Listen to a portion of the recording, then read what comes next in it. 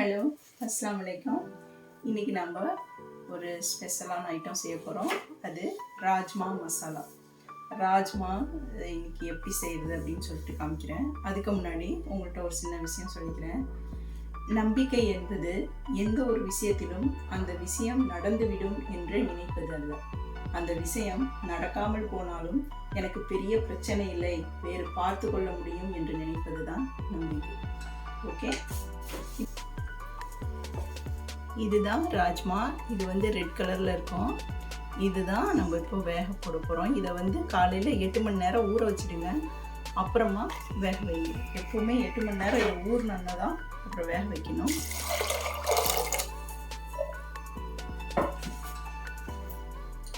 இதில் 2 டீஸ்பூன் உப்பு போட்டுக்கலாம்.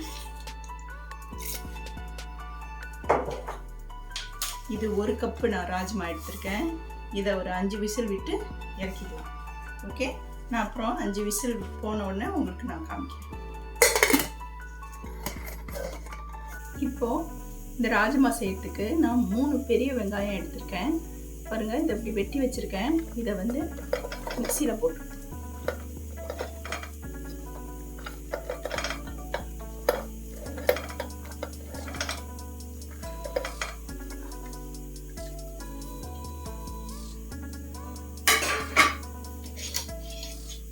இதோட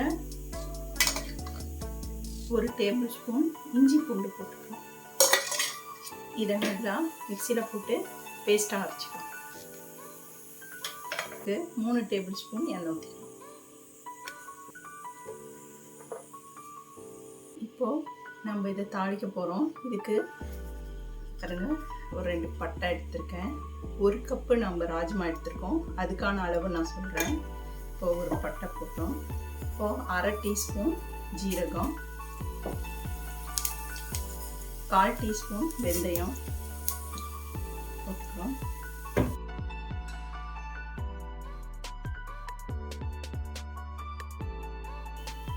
இப்போ இதில் அரைச்ச வெங்காயத்தை போட்டுக்கிறோம்.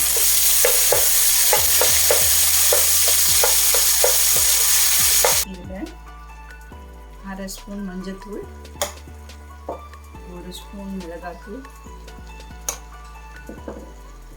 1 ஸ்பூன் சீரகத்தூள் போட்டு இதோட நல்லா இந்த பச்சை வாசனை போக நல்லா வதக்கலாம்.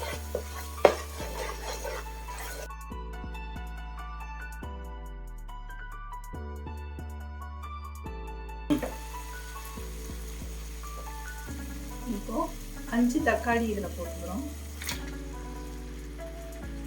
இதுக்கு கொஞ்சம் தக்காளி நிறையா தான் போடணும்.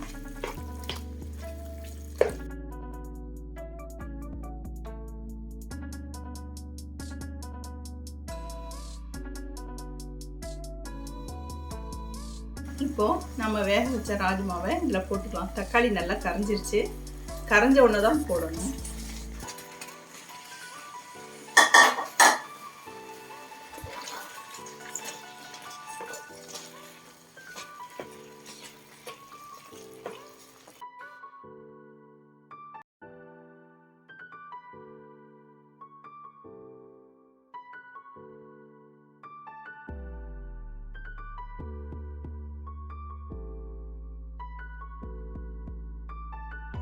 இப்போ இதில் 1/2 ஸ்பூன் ஜீரகம், 1/2 ஸ்பூன் கரம் மசாலா போட்டுக்கணும். அப்படியே இதை நல்லா கிண்டிட்டு ஒரு 2 மினிட்ஸ் இது நல்லா கொதிக்கணும். அப்புறமா இறக்கணும். ஓகே, நம்ம ராஜ்மா இப்போ ரெடி ஆயிடுச்சு. நான் இப்போ இதை சர்வ் பண்ணி காட்டுறேன். நம்மளோட சூப்பரான ராஜ்மா மசாலா ரெடி ஆயிடுச்சு. இதை நீங்கள் எல்லாரும் செஞ்சு பாருங்கள். சிம்பிள் தான், ரொம்ப ரொம்ப டேஸ்டியாக இருக்கும். நீங்கள் இதை சப்பாத்தி, பரோட்டா, குபுஸு, அப்புறமா சாப்பாட்டு கூட போட்டு சாப்பிட்லாம், ப்ரெட்டுக்கு சாப்பிட்லாம், வேறு எதுக்கு வேணாலும் நீங்கள் உங்களுக்கு பிடிக்குதோ அதில் எல்லாத்துலேயும் நீங்கள் வச்சு சாப்பிட்லாம். ரொம்ப ரொம்ப டேஸ்டியாக இருக்கும். இது உடம்புக்கு ரொம்ப ரொம்ப நல்லது. இந்த ராஜ்மா ரொம்ப சத்து நிறைந்தது. அதனால் நீங்கள் இதை கண்டிப்பாக மாதத்துக்கு ஒரு தடவையாச்சும் செஞ்சு சாப்பிடுங்க. ரொம்ப ரொம்ப நல்லது. ஓகே, நான் அடுத்த வீடியோவில் உங்களை சந்திக்கிறேன்.